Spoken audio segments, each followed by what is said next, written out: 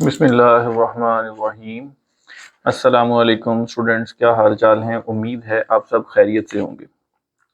आज की वीडियो का जो पर्पज़ है वो ये है कि आप लोगों को ये बताना कि ओल्ड बुक के कंटेंट्स क्या थे और न्यू बुक के कंटेंट्स क्या हैं, हमारी बुक में कितना चेंज आया है और कितनी हमारे लिए ये बुक आसान हो चुकी है और कितनी ये बुक हमारे लिए मुश्किल हो चुकी है। आज हम डिटेल में इन कंटेंट्स के बारे में जो है वो पढ़ेंगे और इस चीज़ को देखेंगे कि क्या पहले वाली बुक हमारे लिए आसान थी या ये वाली बुक हमारे लिए आसान है। चलें आगे बढ़ते हैं। तो हमारे पास यहाँ पर ओल्ड बुक के कंटेंट्स आपको इस साइड पे नजर आ रहे होंगे। ये सारे के सारे मैंने ओल्ड बुक कंटेंट्स की हेडिंग भी आपको दे दी। अगर मेजर डिफरेंस को कैलकुलेट किया जाए तो सबसे पहला जो डिफरेंस आपको देखने को मिल रहा होगा वो आपके पास नंबर ऑफ चैप्टर्स का होगा। प्रीवियस बुक में जो आपके पास नंबर ऑफ चैप्टर्स थे वो 17 थे। न्यू बुक में नंबर ऑफ चैप्टर्स जो हैं वो आपके पास 13 है। यहाँ पर एक खुशी की बात यह है कि हमारे पास जो नंबर ऑफ चैप्टर्स की तादाद थी वो पहले से कम हो चुकी। अब हमारे पास यहाँ पर प्रीवियस बुक्स में 1, 2, 3, 4, 5, 6, 7, 8 एंड 9, ये 9 चैप्टर्स हमारे पास न्यूमेरिकल बेस्ड थे। 1 चैप्टर नंबर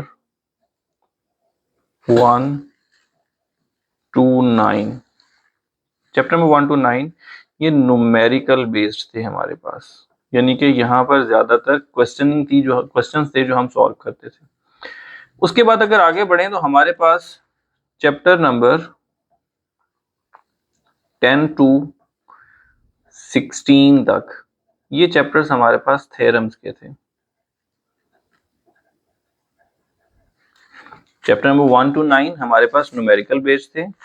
10 से 16 तक जो चैप्टर्स थे वो हमारे पास थ्योरम्स के थे। और हम ये जानते हैं कि प्रीवियस बुक के अंदर हमारे पास चैप्टर नंबर 12 और 16 में से एक थ्योरम भी आता था जो कंपलसरी क्वेश्चन होता था और वो हमें करना ही होता था, और उसकी जो क्या कहते हैं मार्क्स की वेटेज थी वो आपके पास 8 मार्क्स है।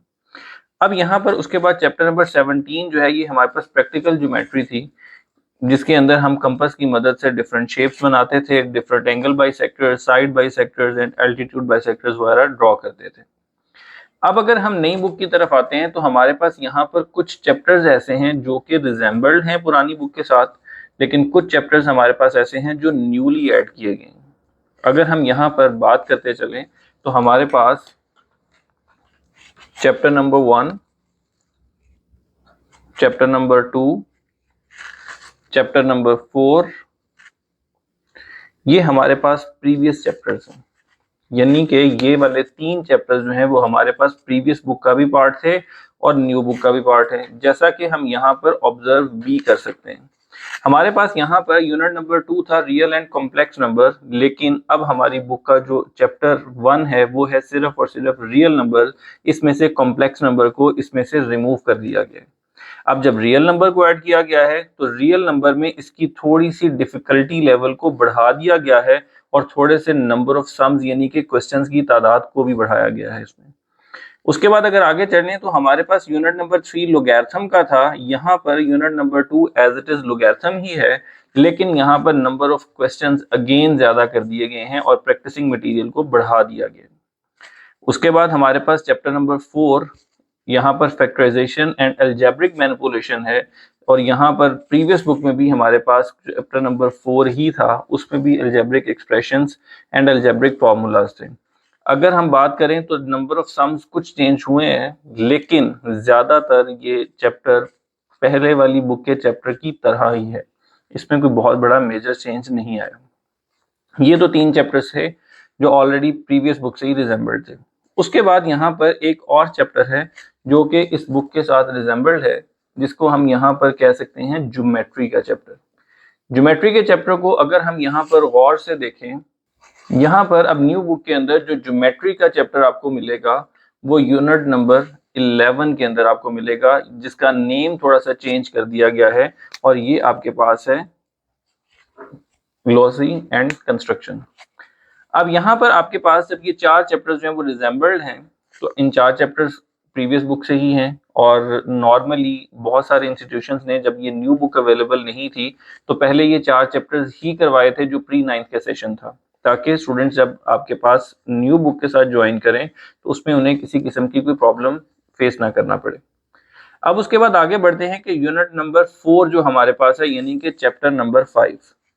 चैप्टर नंबर 5, अब इन चैप्टर्स को मैं रेड पेन से जो है वो मार्क कर रहा हूँ और इसके साथ साथ इसकी डिटेल भी आपके साथ शेयर करता हूँ। यूनिट नंबर 5 जो आपके पास है, ये आपके पास न्यूली ऐड किया गया चैप्टर है, लेकिन यूनिट नंबर 5 का जो चैप्टर है ये आपके पास सेकेंड ईयर की बुक का यूनिट नंबर 5 ही लिया गया है। अब सेकेंड ईयर की बुक में लीनियर इक्वेशंस एंड इनइक्वालिटी का एक चैप्टर आता है, लेकिन इसके साथ आपको डरने की ये बिल्कुल भी जरूरत नहीं कि ये चैप्टर यूनिट नंबर 5 जो है वो सेकेंड ईयर की बुक से लिया गया है, लेकिन सेकेंड ईयर की बुक में यूनिट नंबर 5 नहायत ही आसान चैप्टर था और यहाँ पर स्टूडेंट्स को हम 2 या 3 दिन के अंदर ये चैप्टर कंप्लीट करवा देते हैं।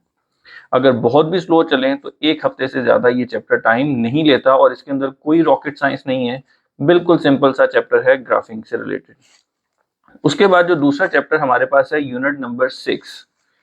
अब यूनिट नंबर 6 जो आपके पास है ये क्लास 10th से लिया गया है और क्लास 10 में इस यूनिट का जो नेम था वो भी इंट्रोडक्शन ऑफ ट्रिग्नोमेट्री ही था, और वहां पर अगर सीक्वेंस के हिसाब से देखा जाए तो वो यूनिट नंबर 7 था। और अगर हम 10th क्लास के स्टूडेंट्स को जब पढ़ा रहे होते थे तो हम ये बात कहते थे कि ये चैप्टर क्लास फर्स्ट ईयर के यूनिट नंबर 9 से लिया गया है, लेकिन अब चूंकि हम 9th की बात कर रहे हैं तो हम इतना ज़्यादा पीछे डिटेल में नहीं जाते, तो सिंपली आपको ये बताते हैं कि ये chapter unit class 10 unit number 7 को यहाँ पर प्लेस किया गया है। इसमें सम्स में ऑब्वियसली बात है कुछ चेंजेस हुए हैं, लेकिन क्लास 10 के स्टूडेंट्स इस चैप्टर को थोड़ा सा मुश्किल कंसिडर करते थे और इसमें स्टूडेंट्स को थोड़ी सी नहीं बल्कि थोड़ी ज़्यादा ही मेहनत करना पड़ती है ताकि ट्रिग्नोमेट्री के ऊपर कमांड आ सके। उसके बाद हमारे पास यहाँ पर यूनिट नंबर 7 है और ये आपके पास है coordinate geometry. Coordinate geometry again second year का ही चैप्टर है, सेकेंड ईयर मैथमेटिक्स का ही चैप्टर है। वहां पर इसका नेम था यूनिट नंबर 4, लेकिन यहाँ पर इसका नेम थोड़ा चेंज किया गया है, लेकिन एज इट इज क्वेश्चंस वही हैं जो कि एक सेकेंड ईयर क्लास में यूनिट नंबर 4 में मौजूद थे। तो अगेन आपके पास जो ट्रिग्नोमेट्री के बाद जो कोऑर्डिनेट ज्योमेट्री है, sorry linear equation and inequality के बाद कोऑर्डिनेट ज्योमेट्री जो आपके पास चैप्टर है ये भी क्लास सेकेंड ईयर के मैथ से ही लिया गया है। उसके बाद हम आते हैं आगे बढ़ते हैं आपके पास यूनिट नंबर 8 पे। ये भी आपके पास एक नया चैप्टर है और ये क्लास फर्स्ट ईयर से लिया गया है और इसमें यूनिट नंबर 2 और कुछ हिस्सा 1 का भी इसमें इन्वॉल्व है। लॉजिक यूनिट नंबर 8 जो है, मैंने आपसे कहा कि ये क्लास फर्स्ट ईयर से ही जो है वो आपके पास यूनिट नंबर 2 से जो है वो इसके क्वेश्चंस को लिया गया है और इसका जो कॉन्सेप्ट है वो भी यूनिट नंबर 2 से ही लिया गया है। ये कंपैरेटिवली बहुत ज़्यादा मुश्किल नहीं है, लेकिन ये डेफिनेशनल बेस होता है और इसमें हमें थोड़ी डेफिनेशंस को ज़्यादा याद भी करना पड़ता है और उसकी लॉजिक को आगे इम्प्लीमेंट भी करना पड़ता है। तो ये ज़्यादा मुश्किल नहीं, लेकिन थोड़ा सा बोरिंग होता है, स्टूडेंट इसको पढ़ते हुए थोड़ा सा बोर फील करता है। उसके बाद अगर हम आगे यूनिट नंबर 9 की तरफ चले जाए, unit number 9 also the new chapter in this book, और ये जो चैप्टर आपके पास है इसको कैम्ब्रिज से जो है वो एक्सट्रैक्ट किया गया है। कैम्ब्रिज के अंदर ओ लेवल्स में वहाँ पर हम मेंसुरेशन के नाम से एक चैप्टर्स को पढ़ाते हैं स्टूडेंट्स को, लेकिन यहाँ पर सिमिलर फिगर्स के नाम से एक चैप्टर है और इसमें अप्रॉक्सीमेटली सम कैम्ब्रिज वाले बुक्स के ही हैं जो कि ओ लेवल्स में पढ़ाई जाती है। उससे अगर आगे बढ़ें तो हमारे पास graph of the function unit number 10 है। अब यूनिट नंबर 10 जो आपके पास है इसमें क्लास फर्स्ट ईयर का ही कुछ मटेरियल ऐड किया गया है, कुछ मटेरियल यूनिट नंबर 11 से ऐड किया गया है और कुछ मटेरियल यूनिट नंबर 1 का ऐड किया गया है, यानी कि एक्सरसाइज 1.5 और 11.2 इन दोनों को मर्ज करके हमारे पास ग्राफ ऑफ द फंक्शंस आए। उसके बाद हमारे पास यहाँ पर 2 यूनिट हैं, एक 12 और एक 13।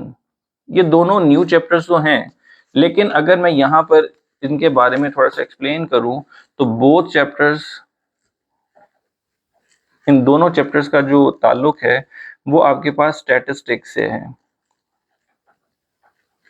स्टैटिस्टिक्स अनदर एक बुक है जिसके अंदर हम मैथमेटिकल बेस ही कुछ पढ़ रहे होते हैं, लेकिन मैथ से ये डिफरेंट है। ये जब हम आगे बढ़ेंगे तो उस वक्त फिर हम डिटेल में इसमें डिस्कस करेंगे, लेकिन अभी बताने का मकसद ये है कि information handling and the probability ये स्टैटिस्टिक्स से बिलोंग करते हैं। अब ये दोनों chapters information handling unit number 10 का पार्ट, सॉरी क्लास 10 में यूनिट नंबर 6 का पार्ट था, लेकिन अब चूंकि ये नई बुक आ चुकी है तो इसे ग्रेड 9 की बुक के अंदर यूनिट नंबर 12 में इंफॉर्मेशन हैंडलिंग के नाम पर लिख दिया गया। अब यहाँ पर कॉन्सेप्ट तो वही है जो कि क्लास 10 की बुक में है, लेकिन इसमें जो नंबर ऑफ क्वेश्चंस हैं वो पहले से ज्यादा कर दिए गए हैं। Probability unit number 7 class first year का पार्ट थी, और अब ये न्यू बुक ऑफ 9th का पार्ट है प्रोबेबिलिटी। दोनों चैप्टर्स अगर थोड़े से अच्छे से समझे जाएं और कॉन्सेप्ट को क्लियर किया जाए तो ये इतने ज़्यादा मुश्किल या प्रॉब्लमेटिक नहीं है। अगर ओवरऑल मैं यहाँ पर कंपैरिजन क्रिएट करूँ इन दोनों बुक्स के दरमियान में, तो मेरे नज़दीक सिर्फ 2-3 चैप्टर्स ऐसे हैं जिसमें स्टूडेंट्स को थोड़ा सा खपना पड़ेगा, यानी कि स्टूडेंट्स को थोड़ा ज़्यादा मेहनत करना पड़ेगी। अदरवाइज ये बुक स्टूडेंट्स इजीली जो है वो कर सकेंगे और इसमें अच्छे मार्क्स भी अटेन कर सकेंगे। आगे एक दफ़ा और मैं अगर बताता चलूँ तो ये बुक बहुत अच्छी है। हमारा सिलेबस बहुत अरसे से चेंज नहीं हुआ था। आई थिंक लास्ट टाइम ये 2013 या 16 में चेंज हुआ था। आई थिंक 2013 में चेंज हुआ था। तो ये अप्रॉक्सीमेटली 12 साल के बाद बुक चेंज हो रही है, तो जाहिर सी बात है इसमें कुछ ना कुछ चेंज तो आएगा। लेकिन अगर आप हमारे साथ जुड़े रहेंगे तो इंशाल्लाह ये चैप्टर्स आपको बहुत अच्छे से इनके ऊपर कमांड भी आ जाएगी। अब हम यहाँ पर नेक्स्ट अपने जो भी वीडियो है उसके अंदर हम यूनिट नंबर 2 को स्टार्ट करेंगे, और उसके बाद फिर यूनिट नंबर 1, और फिर हम इसी तरह से अपने बुक को सीक्वेंस के हिसाब से या तरतीब के हिसाब से लेके चलते चलेंगे। यहाँ पर मैं अगर थोड़ी देर के लिए अपने व्लॉग को एंड करने से पहले अगर मैं एक और इन्फॉर्मेशन आपको ऐड करता चलूँ, तो सेट्स एंड फंक्शन का एक चैप्टर है जो हमारे पास डिस्कस होने से रह गया। तो सेट्स एंड फंक्शन ये भी चैप्टर क्लास फर्स्ट ईयर से ही लिया गया है, और यहाँ पर इतना ज़्यादा मुश्किल नहीं है। और उसमें एक और चीज़ मैं ऐड कर दूँ कि ये चैप्टर क्लास 10 के सिलेबस का पार्ट बी है। तो यहाँ पर इसमें भी बहुत ज़्यादा परेशान होने की ज़रूरत नहीं है। अगर आप हमारे चैनल के साथ जुड़े रहेंगे तो इंशाल्लाह उम्मीद है कि आने वाली वीडियोस आपके लिए बहुत ही ज़्यादा हेल्पफुल होंगी। इंशाल्लाह हम नेक्स्ट वीडियो में यूनिट नंबर 2 को स्टार्ट करेंगे। अपना ख्याल रखिएगा और दुआओं में याद रखिएगा। अल्लाह हाफिज़।